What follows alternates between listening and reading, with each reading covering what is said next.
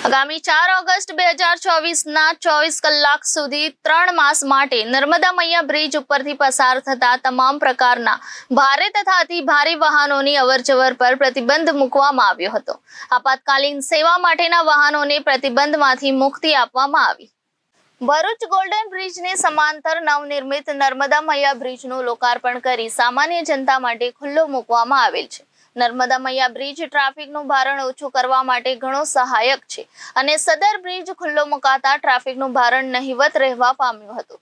પરંતુ ત્યારબાદ રાત્રિના સમયે ખાનગી મોટા વાહનો જેવા કે ખાનગી બસ, ટ્રક જેવા ભારે વાહનો નર્મદા મૈયા બ્રિજ પરથી પસાર થવાને કારણે નાના મોટા અકસ્માતોમાં ખૂબ જ વધારો થવા પામ્યો હતો. ભરૂચ જિલ્લાના સામાન્ય નાગરિકો દ્વારા વિડીયો તથા ફોટો દ્વારા સદર બાબતે ફરિયાદ કરવામાં આવી હતી.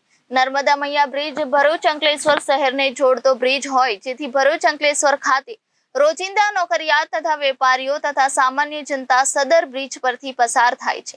એસીબી સર્કલ નર્મદા મૈયા બ્રિજ તથા અંકલેશ્વર તરફથી અવરજવર કરતા વાહનો, મોટા વાહનો જેવા કે લક્ઝરી બસો, ટ્રકો વગેરેને કારણે ટ્રાફિકની સમસ્યા પણ રહે છે. એસીબી સર્કલથી નર્મદા મૈયા બ્રિજ સુધીમાં મોટી હોટલો, કોમ્પ્લેક્સ, મોલ તેમજ કોલેજો, બસ સ્ટેશન આવેલ છે, જેથી ભારે તથા અતિ ભારે વાહનોની અવરજવરને કારણે જાનહાનિ થવાની પણ પૂરતી સંભાવના રહેલ છે. જેથી નર્મદા મૈયા બ્રિજ ઉપરથી ભારે તથા અતિ ભારે વાહનોની અવરજવર ઉપર પ્રતિબંધ લાદવામાં આવે તો ટ્રાફિકની સમસ્યા હલ થાય તેમ છે. તેમજ અકસ્માતના બનાવ ન બને તે માટે નર્મદા મૈયા બ્રિજ ઉપરથી તમામ પ્રકારના ભારે તથા અતિ ભારે વાહનોની અવરજવર પર પ્રતિબંધ મૂકવો આવશ્યક જણાતો હોય.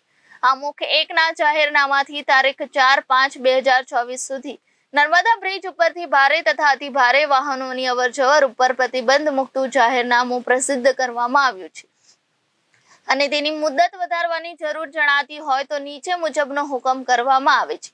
વધુમાં જાહેરનામામાંથી આપાતકાલીન સેવા માટેના વાહનો જેવા કે એમ્બ્યુલન્સ, ફાયર બ્રિગેડના વાહનો તેમજ એસટી બસોને પ્રતિબંધમાંથી મુક્તિ આપવામાં આવે છે. વિરલ ગોહિલ, જનાદેશ ન્યૂઝ, ભરૂચ.